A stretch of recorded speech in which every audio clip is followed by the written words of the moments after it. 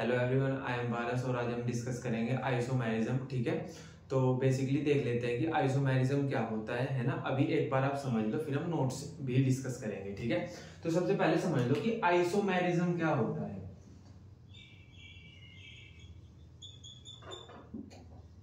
Isomerism, तो isomerism एक phenomena होता है जिसमें दो या दो से ज्यादा जो कंपाउंड्स होते हैं उनके मॉलिक्यूलर फॉर्मूला तो सेम होते हैं, लेकिन जो उनकी प्रॉपर्टी होती है वो डिफरेंट होती है। मैं बोल रहा हूं कि जो हमारे पास आइसोमेरिज्म होता है इसके अंदर जो दो या दो से ज्यादा होते हैं उनके मॉलिक्यूलर फॉर्मूला सेम होते हैं। उनके मॉलिक्यूलर फॉर्मूला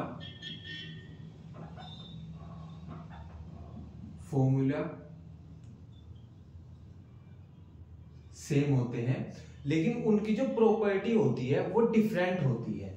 प्रॉपर्टी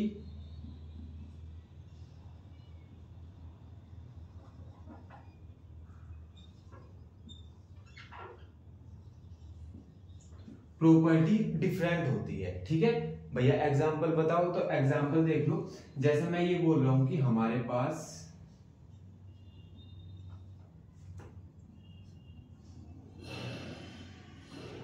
अब देखो एग्जांपल, हमारे पास ये दो अलग अलग कंपाउंड है ना, दो अलग अलग कंपाउंड है।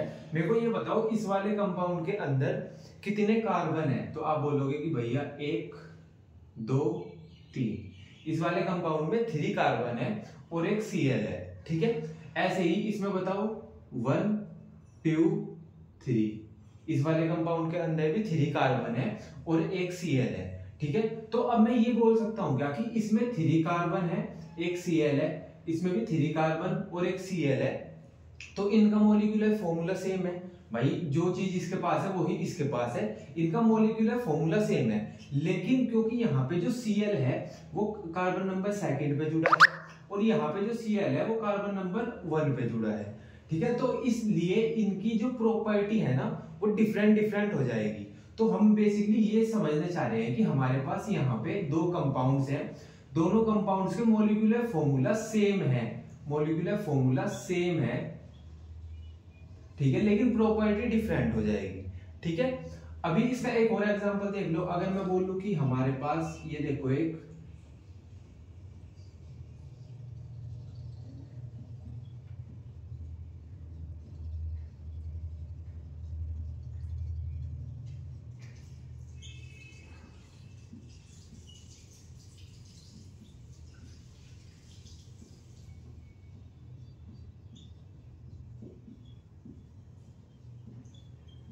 देखो हमारे पास ना 3 कंपाउंड है ना, हमारे पास 3 कंपाउंड है और जो तीनों के तीनों कंपाउंड है उनका जो मॉलिक्यूलर फॉर्मूला सेम है। मॉलिक्यूलर फॉर्मूला कैसे सेम हुआ भाई, यहाँ पे बेंजीन की रिंग है, 2 Br जुड़े हैं, यहाँ पे बेंजीन की रिंग है, 2 Br जुड़े हैं, यहाँ पे बेंजीन की रिंग है, 2 Br जुड़े हैं। लेकिन हमारे पास इनका मॉलिक्यूलर फॉर्मूला तो सेम है, लेकिन जो हमारे पास इनका स्ट्रक्चर है वो डिफरेंट है। अब क्योंकि इनका स्ट्रक्चर डिफरेंट हो गया तो इनकी जो जो प्रॉपर्टी है, इनकी जो प्रॉपर्टी है वो भी डिफरेंट हो जाएगी। तो बेसिकली मैं आपको ये बोलना चाह रहा हूं कि जो हमारे पास आइसोमर्स होते हैं, बेसिकली जो हमारे पास आइसोमेरिज्म होता है, तो आइसोमेरिज्म एक फिनोमिना होता है जिसके अंदर दो या दो से ज्यादा कंपाउंड होते हैं और जो वो दो या दो से ज्यादा कंपाउंड्स हैं उनके मॉलिक्यूलर फॉर्मूला सेम होते हैं, उनके मॉलिक्यूलर फॉर्मूला सेम होते हैं और उनका स्ट्रक्चर डिफरेंट होता है। क्योंकि उनका स्ट्रक्चर डिफरेंट हो गया इसलिए उनकी प्रॉपर्टी अलग अलग होती है। एग्जांपल देखा, हमारे पास इसका मॉलिक्यूलर फॉर्मूला और इसका मॉलिक्यूलर फॉर्मूला सेम है, दोनों में 3 कार्बन है और एक Cl है, लेकिन इनका स्ट्रक्चर डिफरेंट है। स्ट्रक्चर डिफरेंट कैसे हुआ, यहाँ पे कार्बन नंबर 1 पे एक Cl है, यहाँ पे कार्बन नंबर 2 पे एक Cl है, तो यहाँ पे कार्बन नंबर 1 पे Cl है, यहाँ पे कार्बन नंबर 2 पे Cl है, तो इसलिए इनका स्ट्रक्चर है वो डिफरेंट हो गया। ऐसे ही यहाँ पे हमारे पास 2 Br है, इसमें भी 2 Br है, इसमें भी 2 Br है, लेकिन यहाँ पे जो सेकंड वाला Br है ये ऑर्थो पोजीशन पे है, यहाँ पे ये मेटा पोजीशन पे है और यहाँ पे पैरा पोजीशन पे है। तो बेसिकली आपको पॉइंट ये याद रखना है कि आइसोमेरिज्म में दो या दो से ज्यादा कंपाउंड होते हैं, उन कंपाउंड्स के मॉलिक्यूलर फॉर्मूला तो सेम होते हैं लेकिन स्ट्रक्चर डिफरेंट होता है, और क्योंकि स्ट्रक्चर डिफरेंट हो गया इसलिए उनकी प्रॉपर्टी डिफरेंट हो जाती है। बेसिकली इसको हम आइसोमेरिज्म बोल देते हैं। क्लियर है क्या? अब ये आइसोमेरिज्म में टू टाइप्स का होता है। जो हमारे पास बेसिकली आइसोमेरिज्म होता है, जो हमारे पास आइसोमेरिज्म होता है, ये हमारे पास टू टाइप का होता है।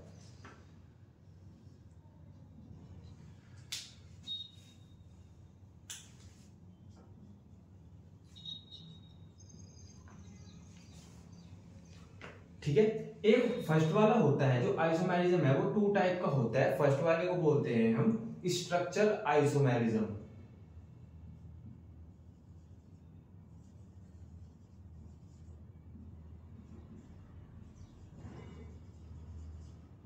स्ट्रक्चरल आइसोमेरिज्म और दूसरे को बोलते हैं हम स्टीरियो आइसोमेरिज्म।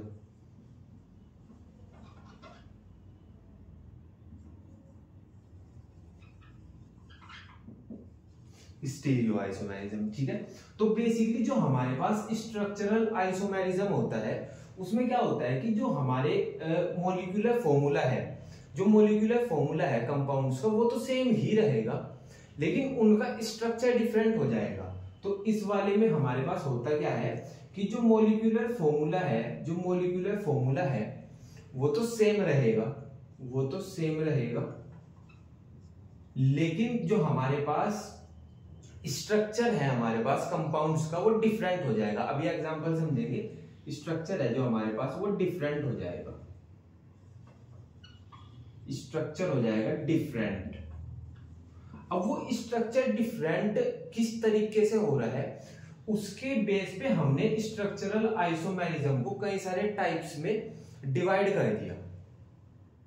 हम ऐसे बोल रहे हैं कि स्ट्रक्चरल आइसोमेरिज्म में, पूरे आइसोमेरिज्म में मॉलिक्यूलर फॉर्मूला तो सेम रहेगा। जो स्ट्रक्चरल आइसोमेरिज्म होता है उसमें मॉलिक्यूलर फॉर्मूला सेम रहेगा, उसके साथ साथ स्ट्रक्चर है ना जो वो डिफरेंट हो जाएगा। तो इसलिए हमने बोलते हैं इसको स्ट्रक्चरल आइसोमेरिज्म। तो बेसिकली आपको याद ये रखना है कि जो स्ट्रक्चरल आइसोमेरिज्म होते हैं उसमें मॉलिक्यूलर फॉर्मूला सेम होता है और जो स्ट्रक्चर होता है वो डिफरेंट होता है। वहीं जब स्टीरियो आइसोमर्स की बात करते हैं, हम स्टीरियो आइसोमेरिज्म की बात करते हैं, इसमें होता क्या है कि हमारे पास जो मॉलिक्यूलर फॉर्मूला है कंपाउंड्स का, दोनों कंपाउंड्स का वो सेम रहेगा, जो उनमें बॉन्ड्स की अरेंजमेंट है वो भी सेम ही रहेगी। ठीक है, पर इनमें जो 3D ओरिएंटेशन होती है वो डिफरेंट हो जाएगी। अभी समझेंगे डिटेल में, मैं आपको अभी एक ओवरव्यू दे रहा हूं, है ना। तो यहाँ पे क्या रहेगा, मॉलिक्यूलर फॉर्मूला जो है हमारे पास वो सेम रहेगा। ठीक है, जो सिंगल बॉन्ड या डबल बॉन्ड अरेंजमेंट है वो भी सेम रहेगी। तो मैं ऐसे लिख दूं कि सिंगल बॉन्ड या डबल बॉन्ड अरेंजमेंट है जो वो भी सेम रहेगी। यहाँ पे डिफरेंट हो जाएगा ओरिएंटेशन, तो मैं लिख रहा हूं यहाँ पे डिफरेंट हो जाएगा 3D ओरिएंटेशन। 3D ओरिएंटेशन भैया ये क्या होता है तो समझेंगे इसको भी डिटेल में, है ना। तो बेसिकली अभी आपको ये समझना है कि पूरे आइसोमेरिज्म में मॉलिक्यूलर फॉर्मूला सेम रहेगा। अगर मॉलिक्यूलर फॉर्मूला सेम है पर स्ट्रक्चर डिफरेंट है तो उसको बोलते हैं हम स्ट्रक्चरल आइसोमेरिज्म। और मॉलिक्यूलर फॉर्मूला सेम है, डबल सिंगल बॉन्ड का अरेंजमेंट भी सेम है, लेकिन जो डिफरेंट है वो है 3D ओरिएंटेशन। किसी भी जो हमारे पास कंपाउंड है उसकी 3D ओरिएंटेशन डिफरेंट है, उसको हम बोल देंगे स्टीरियो आइसोमेरिज्म। ठीक है, अब हमने स्ट्रक्चरल आइसोमेरिज्म को फर्दर डिवाइड कर दिया कि हमारे पास स्ट्रक्चर डिफरेंट है और डिफरेंट वाले स्ट्रक्चर को हमने डिफरेंट डिफरेंट नेम दे दिए। जैसा फर्स्ट वाला है जो हमारे पास, इसको समझो, फर्स्ट वाला है हमारे पास चेन आइसोमेरिज्म, है ना, चेन आइसोमेरिज्म।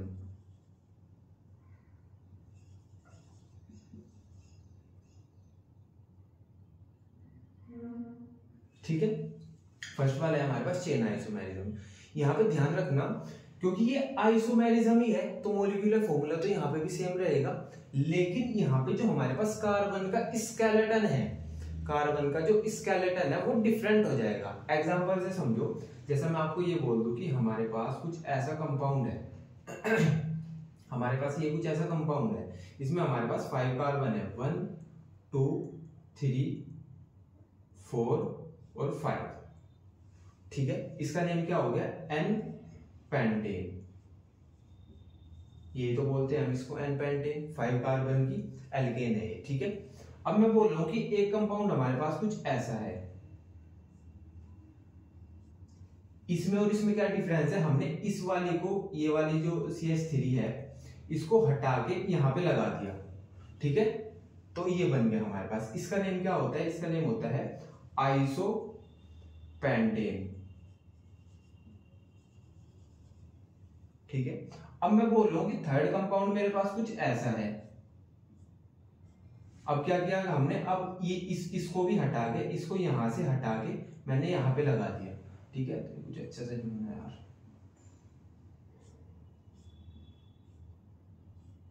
ठीक है। तो अब इसका नेम क्या होगा, इसको बोल देते हैं नियोपेंटेन, नियोपेंटेन, क्लियर है क्या, ठीक है। तो बेसिकली हो क्या रहा है, यहाँ पे 1 2 3 4 5 कार्बन है, 1 2 3 4 5, यहाँ पे भी 5 कार्बन है, 1 2 3 4 5, यहाँ पे भी 5 ही कार्बन है।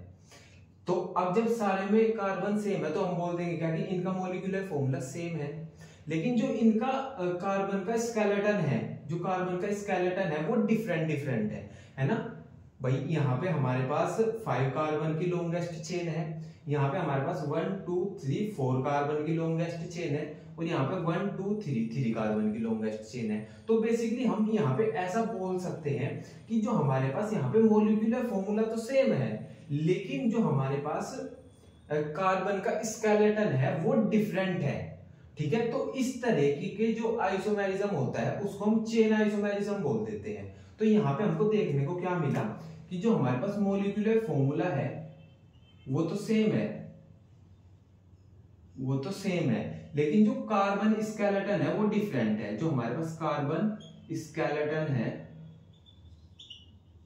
वो डिफरेंट है, क्लियर है। अभी ऐसा मैं ऐसा शॉर्ट्स मतलब शॉर्ट नोट्स की तरह समझा रहा हूं आपको, है ना। ये हमारे पास शॉर्ट नोट्स है, हम इनके डिटेल नोट्स भी देखेंगे। एक बार पहले आप इसको समझ लो, ठीक है। तो अभी हमने समझ लिया कि चेन आइसोमेरिज्म क्या होता है। तो बेसिकली आपको याद ये रखना है कि जो चेन आइसोमेरिज्म होता है ना, उसमें मॉलिक्यूलर फॉर्मूला तो सेम होता है, लेकिन जो कार्बन का स्केलेटन है वो डिफरेंट होता है। ऐसे आइसोमेरिज्म को हम चेन आइसोमेरिज्म बोल देते हैं, ठीक है। इसके बाद आएगा हमारे पास सेकंड वाला पोजीशन आइसोमेरिज्म।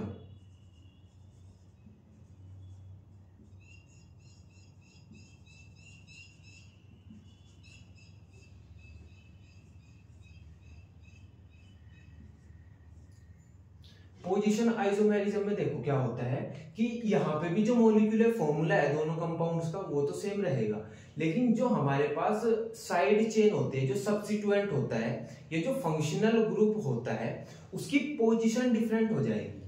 मैं ये बोल रहा हूँ कि जो हमारे पास पोजीशन आइसोमेरिज्म होता है, इस वाले में जो सब्स्टिट्यूएंट है, जो बेसिकली CH3 की जो एल्काइल ग्रुप की चेन्स लगी होती है, साइड चेन्स, या जो हमारे पास फंक्शनल ग्रुप है उसकी पोजीशन डिफरेंट हो जाएगी, है ना। जो हमारे पास मॉलिक्यूलर फॉर्मूला सेम रहेगा, लेकिन जो फंक्शनल ग्रुप है उसकी पोजीशन डिफरेंट हो जाएगी। एग्जांपल देखो, जैसा अगर मैं बोल दूं कि हमारे पास एक ये है कंपाउंड CH3 CH2 CH2OH, ठीक है, और एक है हमारे पास CH3 CH3 और OH। तो बेसिकली हमारे पास यहाँ पे 2 कंपाउंड्स है ना। जो हमारे पास फर्स्ट कंपाउंड है उसमें तो जो अल्कोहल है वो प्राइमरी अल्कोहल बन रहा है, मतलब वो इस वाले कार्बन पे जुड़ा है। अगर मैं ऐसे नंबरिंग करूं तो 1 2 3, तो जो अल्कोहल है वो फर्स्ट वाले कार्बन पे जुड़ा है, ठीक है।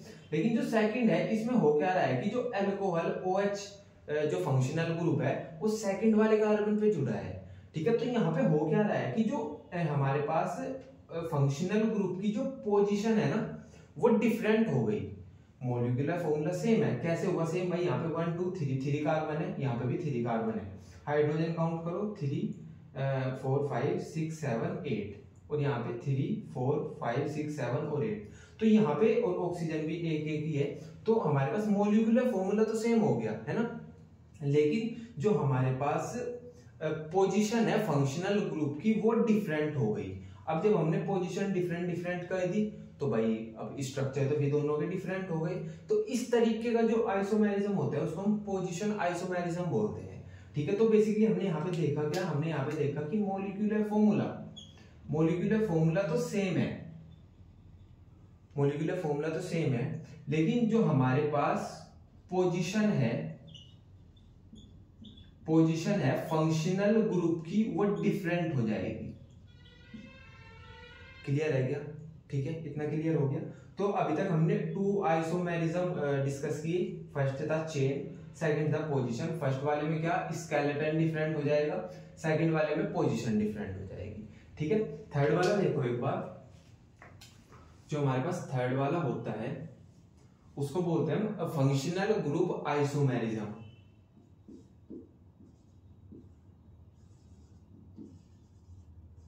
Functional group isomerism.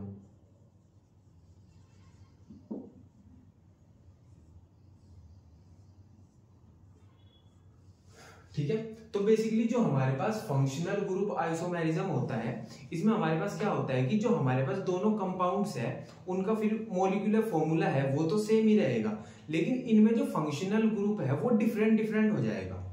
Molecular formula same रहेगा, जो फंक्शनल ग्रुप है वो डिफरेंट हो जाएगा। एग्जांपल से समझो, जैसा हमारे पास एक कंपाउंड है ये,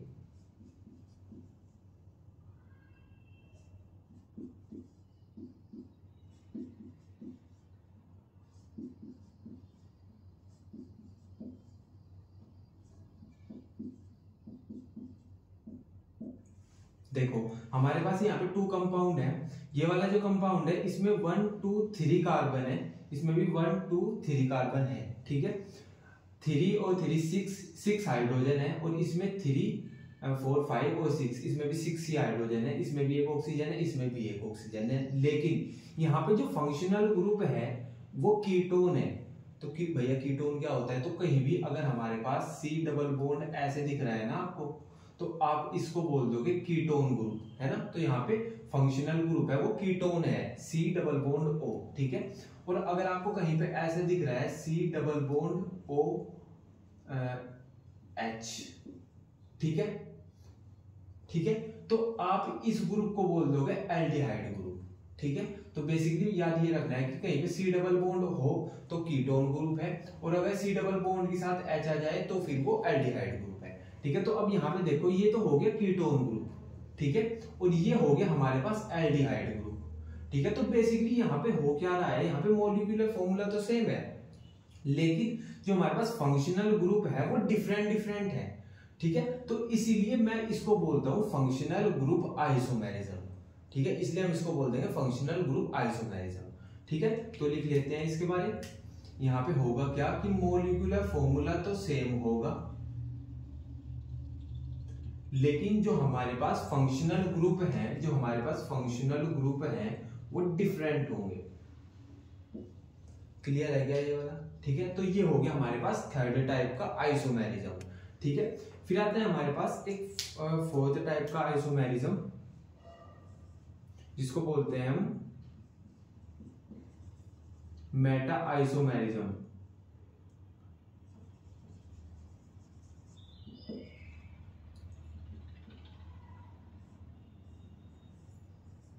तो बेसिकली मेटा आइसोमेरिज्म क्या होता है, तो यहाँ पे फिर वही वाला पॉइंट है कि जो मॉलिक्यूलर फॉर्मूला है मेटा आइसोमेरिज्म में वो तो सेम रहेगा, लेकिन जो हमारे पास फंक्शनल ग्रुप की साइड चेन होती है, मींस जो फंक्शनल ग्रुप के साथ जुड़ी हुई एल्काइल चेन है, जैसे CH3 CH2 या CH3, वो डिफरेंट हो जाएगी। तो बेसिकली मैं ये बोलना चाह रहा हूँ कि फंक्शनल ग्रुप तो सेम रहेगा दोनों कंपाउंड्स में, लेकिन जो फंक्शनल ग्रुप के दोनों साइड जुड़ी हुई एल्काइल चेन है वो डिफरेंट हो जाएगी।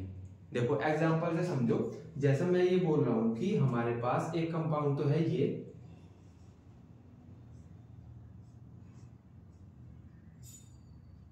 और एक कंपाउंड है हमारे पास ये। तो यहाँ पे हो क्या रहा है, इस वाले कंपाउंड में जो ऑक्सीजन है उससे बस एक CH3 जुड़ा हुआ है, ऑक्सीजन से एक CH3 जुड़ा हुआ है ना। ऐसे हम CH3 को ऐसे सिंगल लाइन से ड्रॉ करते हैं ना, ये तो यार ये तो मैंने समझा रखा है ना कि ये हमारे पास CH3 होता है जब हम ऐसे दिखाते हैं, मतलब एक कार्बन की चेन है ये, ठीक है। और यहाँ पे हमारे पास इधर की साइड तो एक कार्बन है, मतलब CH3 जुड़ा है, और इधर की साइड कितने कार्बन की जो अल्काइल ग्रुप है कितने कार्बन का है, वो 3 कार्बन का है। कैसे? 1 2 और 3। भाई इधर की साइड तो एक कार्बन का अल्काइल ग्रुप है, इधर की साइड 3 कार्बन का अल्काइल ग्रुप है।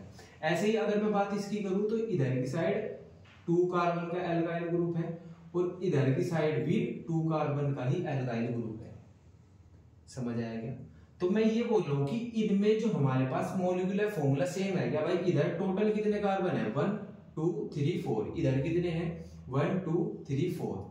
इधर एक ऑक्सीजन है, इधर भी एक ऑक्सीजन है, लेकिन डिफरेंस कहाँ पे आ रहा है कि इधर तो बस एक साइड में तो एक कार्बन का अल्काइल ग्रुप है, और इधर की साइड 3 कार्बन का है, और दूसरे वाले कंपाउंड में एक साइड 2 कार्बन का है और एक साइड भी दूसरी साइड भी 2 कार्बन का है।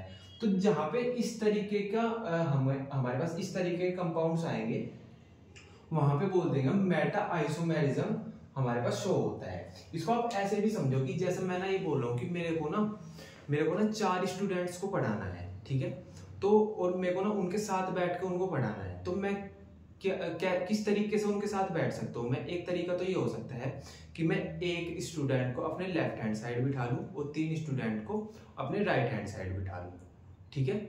जैसे यहाँ पे हो रहा है कि एक तो एक साइड है ऑक्सीजन के और 3 अदर साइड है। और एक दूसरी पॉसिबिलिटी ये हो सकती है कि मैं 2 को लेफ्ट हैंड साइड बिठा लूं अपने, और 2 को मैं राइट हैंड साइड बिठा लूं।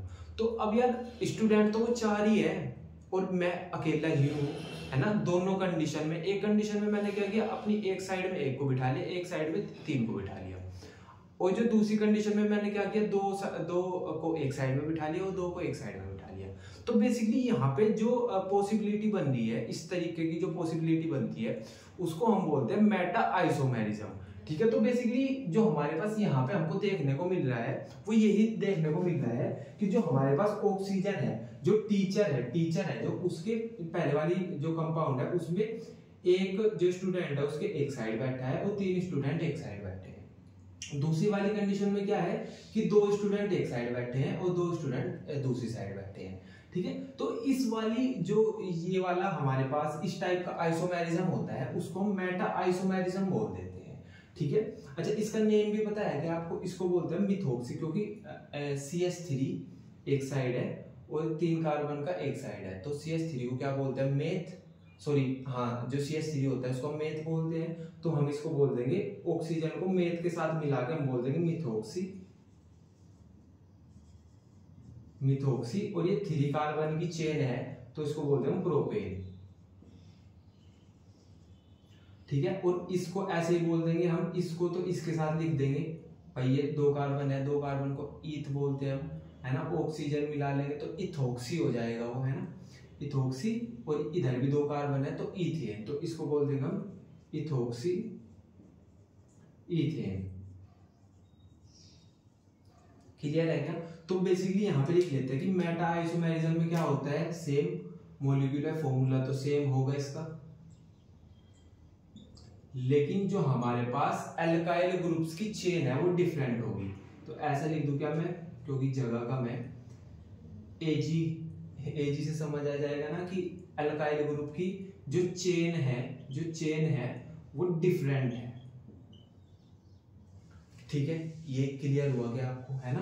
तो बेसिकली ये हो गया हमारे पास मेटा आइसोमेरिज्म, ठीक है। यार स्पेस भी कम रह गया, ऐसा मैं मिटाना नहीं चाह रहा हूँ यार, एक बार चलो यहाँ पे देख लेते हैं, थोड़ा छोटा लिखेंगे, है ना। जो हमारे पास 5th टाइप का आइसोमेरिज्म होता है वो होता है टोटोमेरिज्म आइसोमेरिज्म।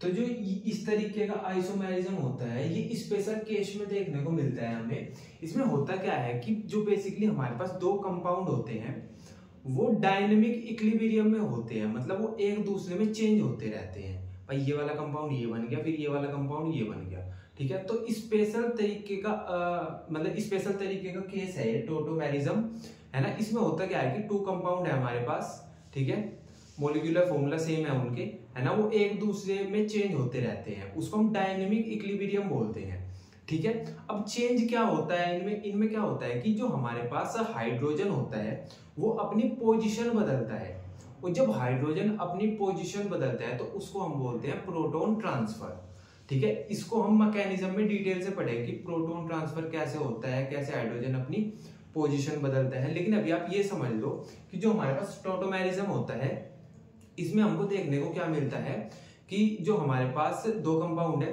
वो डायनेमिक इक्विलिब्रियम में होते हैं, एक दूसरे में चेंज होते रहते हैं। चेंज होता क्या है कि उनमें जो हाइड्रोजन है वो अपनी पोजीशन बदलता रहता है, और जब पोजीशन बदलने को हम बोलते हैं प्रोटॉन ट्रांसफर, ठीक है।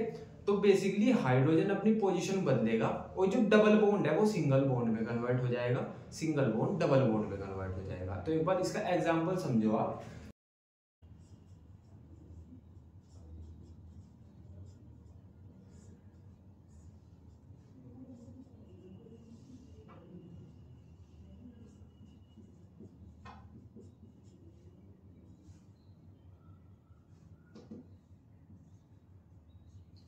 तो देखो बेसिकली यहाँ पे हो क्या रहा है कि एक कंपाउंड हमारे पास ये है, एक कंपाउंड हमारे पास ये है।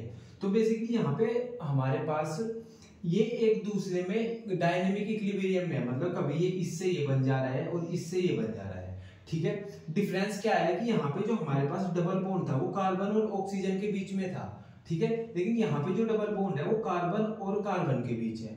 क्लियर है क्या? ठीक है। तो बेसिकली हमारे पास ये जो डबल बॉन्ड सिंगल बॉन्ड बन रहा है और सिंगल बॉन्ड डबल बॉन्ड में कन्वर्ट हो रहा है, ऐसा हो क्यों रहा है? क्योंकि यहाँ पे हमारे पास हाइड्रोजन अपनी पोजीशन चेंज कर रहा है, ठीक है। और जब हाइड्रोजन अपनी पोजीशन चेंज करता है उसको हम बोलते हैं कि प्रोटॉन ट्रांसफर हो रहा है, जिसको हम डिटेल में डिस्कस करेंगे, ठीक है। तो बेसिकली जहाँ पे इस तरीके का जो हमारे पास आइसोमेरिज्म होता है उसको बोलते हैं हम टोटोमेरिज्म, आइसोमेरिज्म, ठीक है। क्लियर हो गया ना, है ना। तो बेसिकली बस यही था इसमें, ठीक है। अब इसके बाद हमारे पास लास्ट हो रहता है रिंग चेन आइसोमेरिज्म। जो हमारे पास स्ट्रक्चरल आइसोमेरिज्म है उसका लास्ट वाला है ring chain isomerism, ring chain isomerism, ठीक है। इसमें बेसिकली हमको क्या देखने को मिलता है, क्योंकि जैसा नाम से ही क्लियर है कि एक कंपाउंड तो हमारे पास रिंग वाला होगा मतलब साइक्लिक कंपाउंड होगा, और एक स्ट्रेट चेन वाला होगा मतलब एलिफेटिक कंपाउंड होगा। मतलब एक कंपाउंड ऐसा होगा जिसमें कार्बन की सीधी चेन होगी, और दूसरा जो उसका आइसोमर होगा वो साइक्लिक होगा। जैसे एग्जांपल देखो एक बार,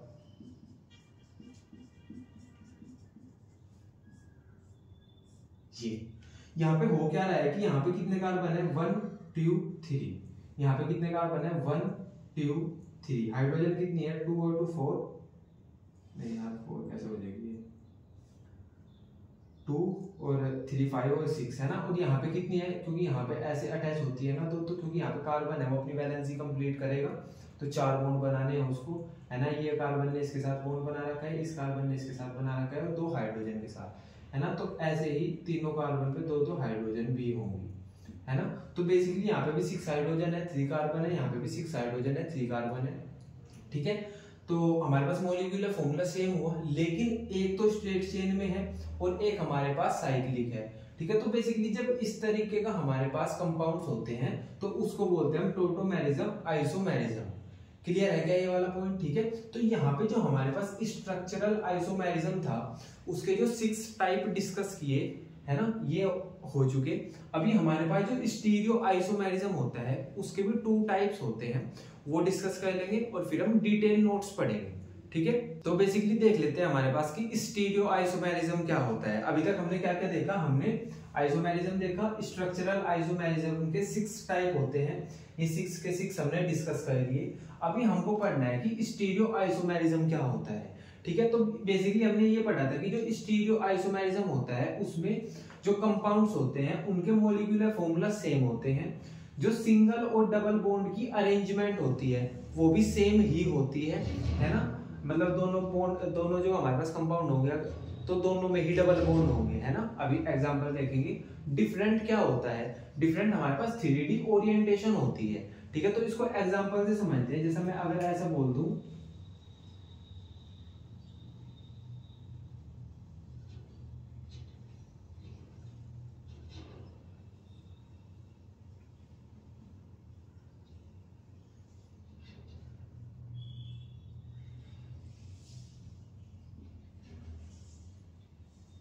देखो ये हमारे पास हो क्या रहा है कि यहाँ पे हमारे पास दो कंपाउंड्स हैं, ठीक है।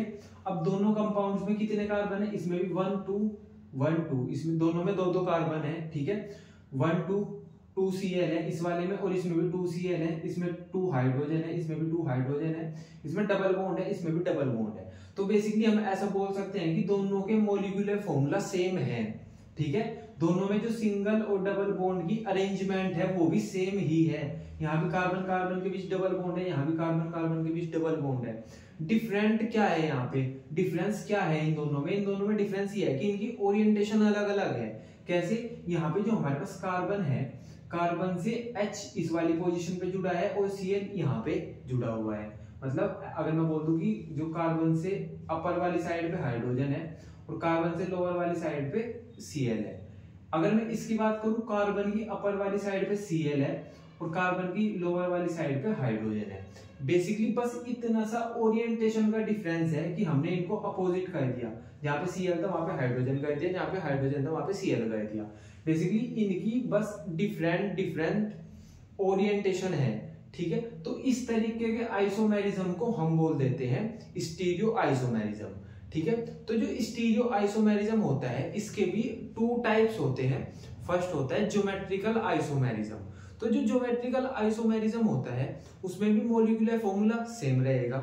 सिंगल बॉन्ड जो डबल मतलब जो सिंगल और डबल बॉन्ड की अरेंजमेंट है वो भी सेम रहेगी, है ना। लेकिन जो इसमें हमारे पास जब ज्योमेट्रिकल आइसोमेरिज्म प्रेजेंट वहां पे होता है जहां पे हमारे पास रिस्ट्रिक्टेड रोटेशन होती है, मतलब जहां पे रोटेशन नहीं हो पाती। अब भैया ये रोटेशन क्या हो गया? अभी मैंने आपको समझाया था ना कि जो हमारे पास जहां पे सिंगल बॉन्ड होते हैं, सिंगल बॉन्ड को हम सिग्मा बॉन्ड बोलते हैं, तो उनमें रोटेशन पॉसिबल होती है। ये मैंने पहले बताया था आपको इसी मतलब ऑर्गेनिक केमिस्ट्री में कि जो हमारे पास सिंगल बॉन्ड होते हैं उनमें रोटेशन पॉसिबल होती है। जैसे अगर मैं आपको समझाऊं, ये हमारे पास सिंगल बॉन्ड है, ये हमारे पास सिंगल बॉन्ड है, तो अगर मैं इसको रोटेट करूंगा, मैं इसको रोटेट करूंगा तो रोटेशन इसमें पॉसिबल है ना, रोटेशन इसमें पॉसिबल है, ठीक है। लेकिन अगर मैं डबल बॉन्ड में रोटेशन करना चाहूं तो इसमें रोटेशन नहीं होगी। अगर मैं ज्यादा जबरदस्ती करूंगा फिर ये टूट जाएगा, ठीक है। तो ये बात याद रखना कि जो सिंगल बॉन्ड होता है, सिग्मा बॉन्ड होता है, उसमें रोटेशन पॉसिबल होती है। लेकिन जो डबल बॉन्ड होता है उसमें जो रोटेशन है वो रिस्ट्रिक्टेड होती है, मतलब रोटेट ये हम इसको नहीं कर सकते, ठीक है।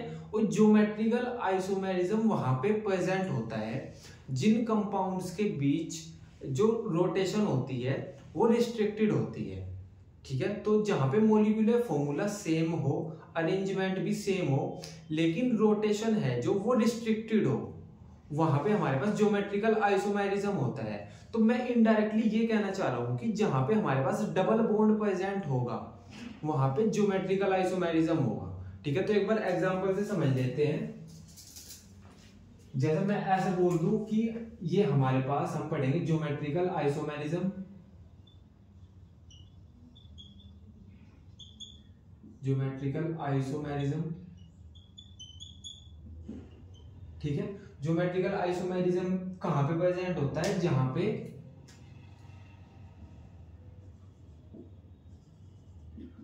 पे रोटेशन रेस्ट्रिक्टेड होती है। और रोटेशन रेस्ट्रिक्टेड मतलब जहां पे रोटेशन पॉसिबल नहीं होती। और कहां पे रोटेशन पॉसिबल नहीं होती? जहां पे डबल बॉन्ड होते हैं, ठीक है। जहां पे सिंगल बॉन्ड होते हैं वहां पे तो रोटेशन पॉसिबल है, तो वहां पे तो ज्योमेट्रिकल आइसोमेरिज्म उन वाले कंपाउंड्स में तो हो ही नहीं सकता जहां पे सिंगल बॉन्ड है। तो इसका बेसिकली एग्जांपल देखो, जैसा अगर मैं बोल दूं हमारे पास एक कंपाउंड तो है कुछ ऐसा और एक कंपाउंड है हमारे पास ऐसा। तो अभी हमने डिस्कस किया कि जो हमारे पास ज्योमेट्रिकल आइसोमेरिज्म वहां पे प्रेजेंट होता है जहां पे डबल बॉन्ड होते हैं, क्योंकि डबल बॉन्ड में जो रोटेशन है वो नहीं होती, है ना। तो यहाँ पे कार्बन कार्बन के बीच डबल बॉन्ड है ना, यहाँ पे भी कार्बन कार्बन के बीच डबल बॉन्ड है, और इस वाले कार्बन से जो Cl है वो यहाँ इस वाली पोजीशन पे है अपर की साइड, और जो हाइड्रोजन है वो लोअर की साइड पे है, यहाँ पे अपोजिट हो रहा है, ठीक है। और यहाँ पे रोटेशन पॉसिबल नहीं है, तो जहां पे रोटेशन पॉसिबल नहीं होती, जहां पे रोटेशन रिस्ट्रिक्टेड होती है, वहां पे ज्योमेट्रिकल आइसोमेरिज्म होता है। तो बेसिकली आपको याद सिर्फ इतना रखना है कि मॉलिक्यूलर फॉर्मूला सेम है, सिंगल डबल बॉन्ड की जो अरेंजमेंट है वो भी सेम है, लेकिन जो रोटेशन है वो रिस्ट्रिक्टेड है, रोटेशन पॉसिबल नहीं है। तो जहां पे ये तीनों चीजें होंगी वहां पे ज्योमेट्रिकल आइसोमेरिज्म प्रेजेंट होगा। क्लियर है क्या? ठीक है। जहां पे हमारे पास रोटेशन पॉसिबल है वहां पे हमारे पास ज्योमेट्रिकल आइसोमेरिज्म प्रेजेंट नहीं होगा। क्लियर है क्या? ठीक है। अब इसका ही जो हमारे पास सेकंड टाइप, मतलब सेकंड टाइप का जो स्टीरियो आइसोमर होता है वो होता है हमारे पास ऑप्टिकल आइसोमेरिज्म। ऑप्टिकल आइसोमेरिज्म,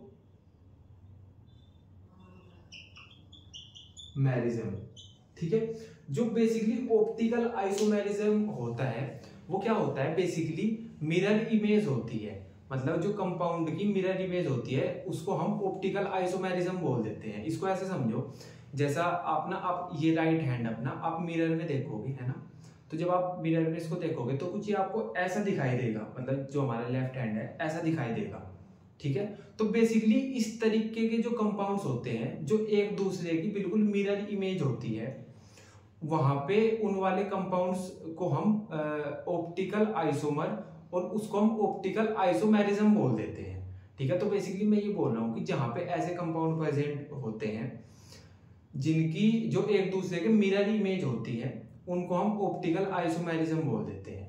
अब जो ये मिरर इमेज है एक दूसरे के, ये नॉन सुपर इम्पोजेबल होते हैं, मतलब ये सुपर इम्पोज नहीं हो सकते। अगर मैं इनको एक के ऊपर एक रखूंगा तो ये पूरे सुपर इम्पोज नहीं होंगे, है ना। देखो दोनों थंब अलग अलग है ना, ठीक है। तो बेसिकली जो हमारे पास ऑप्टिकल आइसोमेरिज्म होता है ये एक दूसरे की मिरर इमेज होती है, एक कंपाउंड दूसरे कंपाउंड की मिरर इमेज होगा, उसको हम ऑप्टिकल आइसोमेरिज्म बोल देंगे।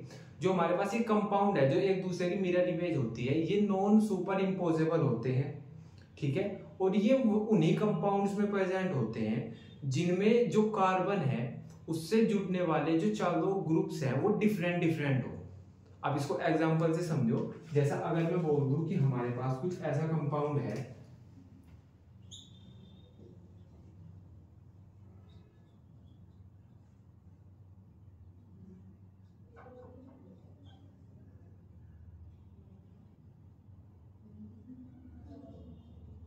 ठीक है। तो ये वाला जो कार्बन है इसने एक बॉन्ड तो बना रखा है हाइड्रोजन के साथ, एक बना रखा है COOH के साथ, एक NH2 के साथ, एक CH3 के साथ। तो जो ये कार्बन है ये चारों अलग अलग ग्रुप से जुड़ा है, ठीक है। अगर मैं बात करूं इसकी मिरर इमेज की, है ना, जब हम इसको मिरर में देखेंगे तो ये हमको कुछ ऐसा दिखाई देगा,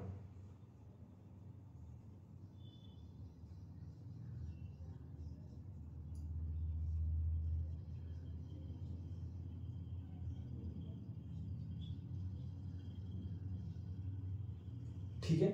तो बेसिकली ऑप्टिकल आइसोमेरिज्म वहां प्रेजेंट होता है जहां पे जो कंपाउंड्स है वो एक दूसरे की मिरर इमेज हो। क्लियर है क्या? ठीक है। तो एक तो मिरर इमेज होती है ऑप्टिकल आइसोमेरिज्म में, है ना। सेकंड पॉइंट ये कि ये दोनों एक दूसरे, मतलब अगर मैं इसको उठा के इसके ऊपर रखूंगा तो COOH CH3 के ऊपर आएगा, NH2 के ऊपर आ जाएगा, लेकिन जो CH3 है वो COOH के ऊपर आएगा। तो ये नॉन सुपर इम्पोजिबल होती है, ठीक है। और ऑप्टिकल आइसोमेरिज्म में जो कंपाउंड होता है और जो कंपाउंड के अंदर जो कार्बन है वो चारों डिफरेंट डिफरेंट ग्रुप से जुड़ा होना चाहिए, तभी हमारे पास जो ऑप्टिकल आइसोमेरिज्म है वो उसकी कंडीशन बन सकती है, ठीक है। तो बेसिकली हमारे पास जो ऑप्टिकल आइसोमेरिज्म होता है वो मिरर इमेज होती है कंपाउंड की, फर्स्ट पॉइंट। सेकंड पॉइंट, अगर हमको ऑप्टिकल आइसोमेरिज्म जो देखना है उसके लिए जो कार्बन है वो चारों अलग अलग ग्रुप से जुड़ा हो, जैसे यहाँ पे एक हाइड्रोजन है, एक CH3 है, एक NH2 है, एक COOH है, ठीक है। और थर्ड ये कि जो मिरर इमेज होती है ये एक दूसरे की नॉन सुपर इम्पोजिबल होते हैं, मतलब जो ये कंपाउंड्स होते हैं ये एक दूसरे के नॉन सुपर इम्पोजिबल होते हैं, मतलब सुपर इम्पोज नहीं हो पाते, ठीक है। ये हो गया हमारे पास ऑप्टिकल आइसोमेरिज्म, है ना। तो अभी हम इनके डिटेल नोट्स देख लेते हैं, ठीक है। तो देख लेते हैं बेसिकली हमारे पास आइसोमेरिज्म। तो आइसोमेरिज्म में हम बोलते हैं कि दो या दो से ज्यादा कंपाउंड्स होंगे, है ना, जिनके सेम मॉलिक्यूलर फॉर्मूला होंगे बट डिफरेंट प्रॉपर्टीज होगी, ठीक है। तो उसको हम आइसोमेरिज्म बोल देंगे, उस वाले फिनोमिना को हम आइसोमेरिज्म बोल देंगे, ठीक है। एग्जांपल देख लो, इसका एग्जांपल ये है, यहाँ पे हमारे पास बेसिकली 3 कार्बन का स्केलेटन है, फर्स्ट वाले पे Cl अटैच है ना, और यहाँ पे भी 3 कार्बन का स्केलेटन है, सेकंड वाले पे Cl अटैच है, ठीक है। तो बेसिकली हमारे पास दोनों के दोनों जो ऑर्गेनिक कंपाउंड्स हैं उनके स्ट्रक्चर डिफरेंट है लेकिन मॉलिक्यूलर फॉर्मूला सेम है, ठीक है। ये अभी हमने समझा भी था, ठीक है। ऐसे ही यहाँ पे तीनों के मॉलिक्यूलर फॉर्मूला सेम है लेकिन जो स्ट्रक्चर है वो डिफरेंट है। यहाँ पे ऑर्थो पे Br जुड़ा हुआ है, यहाँ पे मेटा पे और यहाँ पे पैरा पे, है ना। बेंजीन की जो ये वाली पोजीशन होती है इसको हम ऑर्थो बोल देते हैं, इसको हम मेटा बोल देते हैं और इसको हम पैरा बोल देते हैं।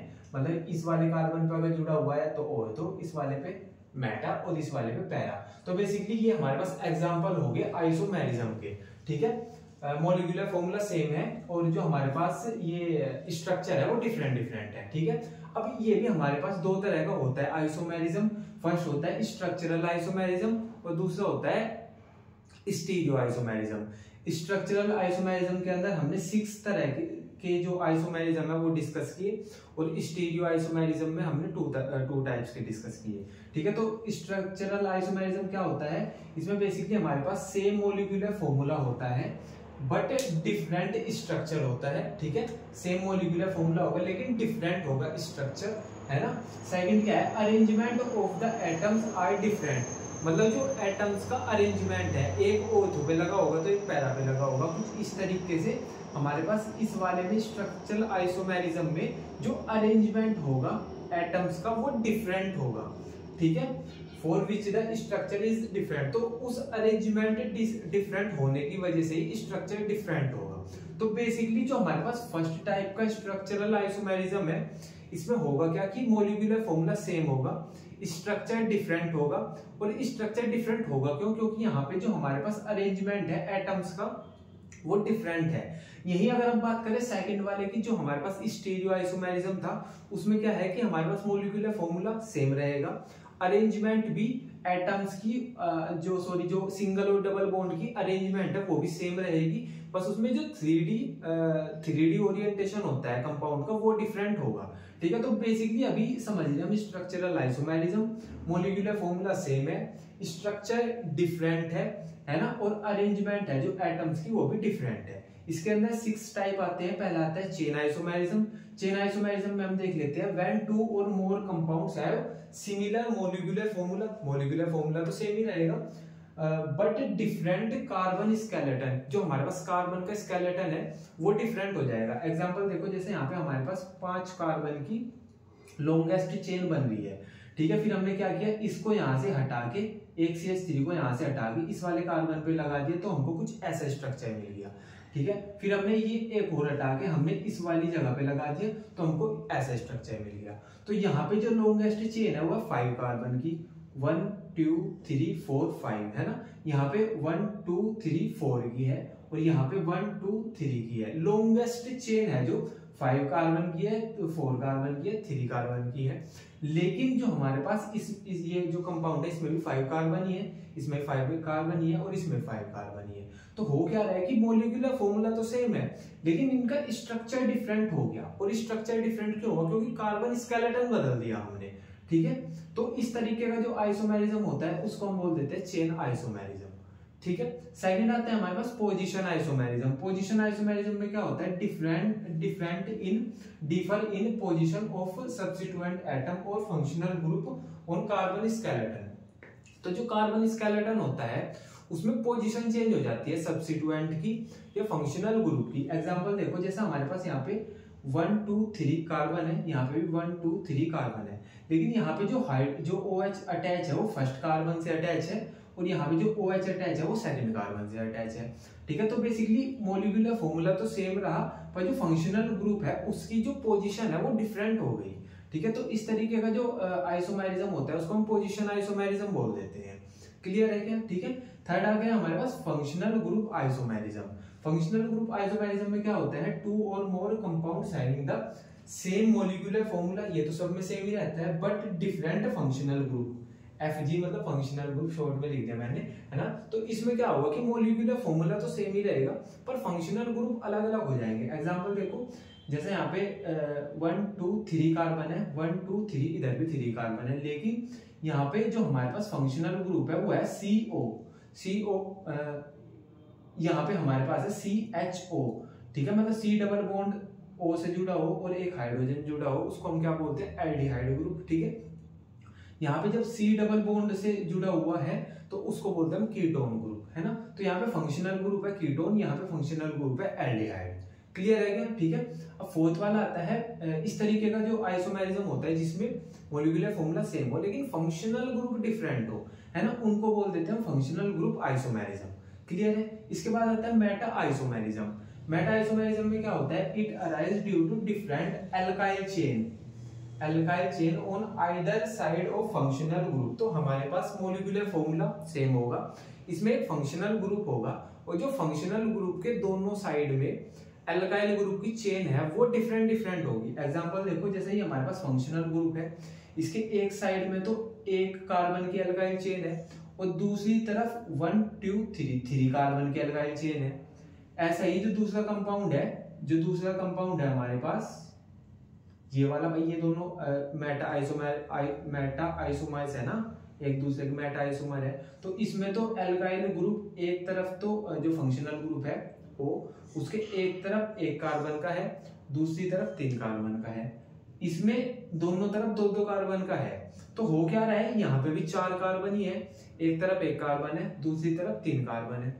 यहाँ पे भी 4 कार्बन ही है, एक तरफ 2 कार्बन है, एक तरफ दूसरी तरफ भी 2 कार्बन है। तो डिफरेंस क्या आ रहा है, यहाँ पे मोलिकुलर फॉर्मूला सेम है भाई, जो डिफरेंट साइड पे डिफरेंट एल्काइल ग्रुप की चेन है, तो बस उतना सा डिफरेंस आ रहा है। तो जब जहाँ पे ऐसे कंपाउंड्स आते हैं वहां पे बोल देते हैं मेटा आइसोमेरिज्म, है ना, ठीक है। इसके बाद आता है टोटोमेरिज्म आइसोमेरिज्म। यहाँ पे क्या होता है, this is special type of isomerism where isomers exist simultaneously in dynamic equilibrium. Dynamic equilibrium मतलब वो एक दूसरे में चेंज होते रहते हैं, ठीक है। डबल बॉन्ड सिंगल बॉन्ड में कन्वर्ट हो जाएगा, सिंगल बॉन्ड डबल बॉन्ड में कन्वर्ट हो जाएगा। हो क्यों रहा है ऐसा, वो इसलिए हो रहा है क्योंकि वहां पे हाइड्रोजन अपनी पोजीशन चेंज कर रहा है, और जब हाइड्रोजन अपनी पोजीशन चेंज करता है उसको हम क्या बोलते हैं, प्रोटॉन ट्रांसफर। आगे डिटेल में डिस्कस करेंगे हम ये, ठीक है। इसका एग्जांपल देख लो, यहाँ पे हो क्या रहा है, कार्बन ये वाला जो कंपाउंड है वो इसमें चेंज हो रहा है, फिर ये इसमें चेंज हो रहा है, ठीक है। यहाँ पे हुआ क्या कि जो कार्बन और कार्बन के बीच सिंगल बॉन्ड है, तो यहाँ पे कार्बन और कार्बन के बीच डबल बॉन्ड आ गया, ठीक है। क्लियर है ना। तो डबल बॉन्ड सिंगल में कन्वर्ट हो गया, सिंगल बॉन्ड डबल में कन्वर्ट हो गया। इस तरीके का आइसोमेरिज्म को हम बोलते हैं टोटोमेरिज्म आइसोमेरिज्म, ठीक है। अब इसके बाद आते हैं हमारे पास ring chain isomerism. Ring chain isomerism तो बड़ा इजी है, इसमें क्या होगा, एक रिंग होगी और एक चेन होगी, है ना। Here one isomer possesses open chain, एक के पास ओपन चेन होगी, वाइल जो अदर होगा उसके पास साइक्लिक स्ट्रक्चर होगा, ठीक है। तो सिंपल हमारे पास 3 कार्बन की स्ट्रेट चेन है, एक हमारे पास साइक्लिक स्ट्रक्चर है, ये भी 3 कार्बन का है। तो बेसिकली इनका मोलिकुलर फॉर्मूला सेम है, लेकिन एक तो सिंपल स्ट्रेट चेन में जिसको हम एलिफेटिक कंपाउंड्स बोल देते हैं, दूसरा साइक्लिक है ना। तो जहां पे इस तरीके का आइसोमेरिज्म होता है वहां पे बोल देते हैं हम रिंग चेन आइसोमेरिज्म, ठीक है। ये हो गया हमारे पास जो स्ट्रक्चरल आइसोमेरिज्म होता है, ठीक है। अभी डिस्कस कर लेते हैं स्टीरियो आइसोमेरिज्म। देख लेते हैं स्टीरियो आइसोमेरिज्म। तो यहाँ पे हमारे पास isomeric molecule that have same molecular formula and sequence of bonded. यहाँ पे जो बॉन्ड का सीक्वेंस होता है वो भी, जो बॉन्ड्स का अरेंजमेंट होता है या सीक्वेंस होता है वो भी सेम होता है, ठीक है। But differ only in their dimensional orientation. तो यहाँ पे हमारे पास मोलिकुलर फॉर्मूला सेम होगा, ठीक है। जो अरेंजमेंट होगा, सीक्वेंस होगा बॉन्ड्स का, वो भी सेम होगा। तो डिफरेंट क्या होगा, डिफरेंट होगा यहाँ पे जो ओरिएंटेशन होता है, जो 3 डायमेंशनल ओरिएंटेशन होता है मॉलिक्यूल्स का, है ना, कंपाउंड्स का, वो डिफरेंट होगा, ठीक है। तो इसका एग्जांपल देख लो, जैसे हमारे पास ये है, हमारे पास कार्बन कार्बन के बीच डबल बॉन्ड है, 2 कार्बन इधर है, 2 ही कार्बन इस वाले कंपाउंड में है, 2 हाइड्रोजन इसके पास है, 2 Cl इसके पास है, तो और 2 ही हाइड्रोजन इसके पास है, 2 ही Cl इसके पास है। मॉलिक्यूलर फॉर्मूला सेम है ना, डबल बॉन्ड का सीक्वेंस भी सेम है। डिफरेंट क्या है, ओरिएंटेशन। यहाँ पे Cl अपर साइड में है, हाइड्रोजन लोअर साइड में है, और यहाँ पे हाइड्रोजन अपर साइड में है और Cl लोअर साइड में है। तो बेसिकली ये घूम गया है ना, मतलब ये Cl नीचे आ गया, हाइड्रोजन ऊपर चला गया, बस इतना ही जो ओरिएंटेशन, इतनी सी ओरिएंटेशन में डिफरेंस है इनका, मतलब इनकी ओरिएंटेशन बदल रही है बस, है ना, बाकी सब सेम है। तो इस तरीके का जो आइसोमेरिज्म होता है उसको हम स्टीरियो आइसोमेरिज्म बोलते हैं। ठीक है, ये बेसिकली 2 टाइप्स का होता है। एक तो होता है ज्योमेट्रिकल आइसोमेरिज्म, सेकंड होता है ऑप्टिकल आइसोमेरिज्म। जो ज्योमेट्रिकल आइसोमेरिज्म होता है ये देख लेते हैं। Atoms are differently arranged due to restricted rotation about the bond। तो ज्योमेट्रिकल आइसोमेरिज्म वहां पे प्रेजेंट होता है जहां पे जो कार्बन के एटम्स हैं वहां उनके बीच रोटेशन रिस्ट्रिक्टेड होता है। मींस जो कार्बन डबल बॉन्ड से जुड़ा हुआ है, ये जो नॉर्मली किसी भी कंपाउंड में जो कार्बन जुड़ा है, अगर उसके बीच, उन दोनों कार्बन्स के बीच रोटेशन हो रहा है तो ज्योमेट्रिकल जो आइसोमेरिज्म है वो पॉसिबल नहीं है। लेकिन अगर कार्बन के बीच रोटेशन नहीं हो रहा, रोटेशन रिस्ट्रिक्टेड है, इसका मतलब है कि रोटेशन नहीं हो रहा, है ना। अगर रोटेशन नहीं हो रहा फिर वहां पे ज्योमेट्रिकल आइसोमेरिज्म प्रेजेंट है, मतलब पॉसिबल है। ठीक है, तो मैं बेसिकली ये बोलना चाह रहा हूँ कि ज्योमेट्रिकल आइसोमेरिज्म वहां पे पॉसिबल होगा जहां पे कार्बन के बीच रोटेशन हो जाएगा, सॉरी, जहां पे कार्बन के बीच रोटेशन नहीं होगा, रोटेशन रिस्ट्रिक्टेड होगा। और रोटेशन कहां पे नहीं होगा, जब कार्बन दूसरे कार्बन से डबल बॉन्ड से जुड़ा होगा। जब कार्बन डबल बॉन्ड से जुड़े हुए होंगे तो वहां पे रोटेशन पॉसिबल नहीं होता। ठीक है, इसका एग्जांपल देखो, यहाँ पे कार्बन डबल बॉन्ड से जुड़े हैं। ठीक है, तो यहाँ पे हमारे पास जो ज्योमेट्रिकल आइसोमेरिज्म है वो पॉसिबल है। ठीक है, तो बेसिकली आपको इतना याद रखना है कि ज्योमेट्रिकल आइसोमेरिज्म वहां पे होता है जहां पे रिस्ट्रिक्टेड रोटेशन होती है कार्बन की, मतलब जो कार्बन है उनके बीच में रोटेशन पॉसिबल नहीं है, उसको हम रिस्ट्रिक्टेड रोटेशन बोल देते हैं। ठीक है, इसके बाद आता है ऑप्टिकल आइसोमेरिज्म। तो इसको देख लेते हैं। Isomers are mirror image of each other, मतलब जो इसमें कंपाउंड्स होते हैं उनको हम आइसोमर भी बोल देते हैं, वो एक दूसरे की मिरर इमेज होते हैं। ठीक है, 2 पॉइंट हो रहा है। Mirror image are non superimposable, तो अगर हम उनको एक दूसरे को ऊपर रखें तो वो नॉन सुपर इम्पोजिबल होते हैं, मतलब सुपर इम्पोज नहीं होती कंप्लीट। ठीक है, और ये सेकंड पॉइंट है, you only get optical isomer if all 4 group attached to the central carbon different. तो हमको तभी देखने को मिल सकता है ऑप्टिकल आइसोमेरिज्म जब हमारे पास जो कंपाउंड के अंदर कार्बन है और कार्बन ने जो 4 बॉन्ड बना रखे हैं वो अलग अलग ग्रुप से बना रखे हो। जैसे हमारे पास ये है, यहाँ पे हमारे पास ऑप्टिकल आइसोमेरिज्म प्रेजेंट है, तो यहाँ पे जो कार्बन है इसके जो 4 बॉन्ड है वो अलग अलग से हैं, अलग अलग ग्रुप से बना रखे हैं। एक तो हाइड्रोजन से बना रखा है, एक COOH से बना रखा है, एक NH2 से बना रखा है और एक CH3 से बना रखा है। ठीक है, तो बेसिकली जब कार्बन अलग अलग से ग्रुप बना के रखेगा, मतलब अलग अलग ग्रुप से बॉन्ड बना के रखेगा, तो तब हमारे पास उसका ऑप्टिकल आइसोमेरिज्म पॉसिबल है। ठीक है, तो बेसिकली हमारे पास एक कंपाउंड है, जब हम इसको मिरर में देखेंगे, हमने मिरर लगा दिया तो ये कुछ ऐसा दिखेगा। ठीक है, तो ये एक दूसरे की मिरर इमेज हो गई, है ना। तो जहां पे मिरर इमेज होती है एक दूसरे की, वहां पे पॉसिबल होता है ऑप्टिकल आइसोमेरिज्म। और अगर मैं इसको ऐसे उठा के इसके ऊपर रख दूं तो COOH आ जाएगा CH3 के ऊपर और CH3 आ जाएगा COOH के ऊपर। ऐसा तो नहीं हुआ कि COOH के ऊपर आ जाए, है ना। अगर ऐसा हो जाता तो हम उसको बोलते सुपर इम्पोजिबल है, लेकिन यहाँ पे वो सुपर इम्पोजिबल नहीं हो रहे। क्यों? क्योंकि COOH आएगा CH3 के ऊपर, है ना। तो हम ऐसा बोल देते हैं कि ये नॉन सुपर इम्पोजिबल होते हैं। ठीक है, तो बेसिकली ये हो गया हमारे पास कंप्लीट ऑप्टिकल आइसोमेरिज्म, है ना। तो बेसिकली हमने इस सिंगल वीडियो में हमने पूरा जो हमारे पास आइसोमेरिज्म है वो पूरा कवर कर लिया, है ना। थोड़ी लेंथ बड़ी हो गई आज वाली वीडियो की, है ना। ठीक है, तो अभी आपको क्या करना है, आपको इसका रिवीजन करना है। ठीक है, और फिर हम बाकी कल पढ़ेंगे। ठीक है, तो तब तक के लिए बाय।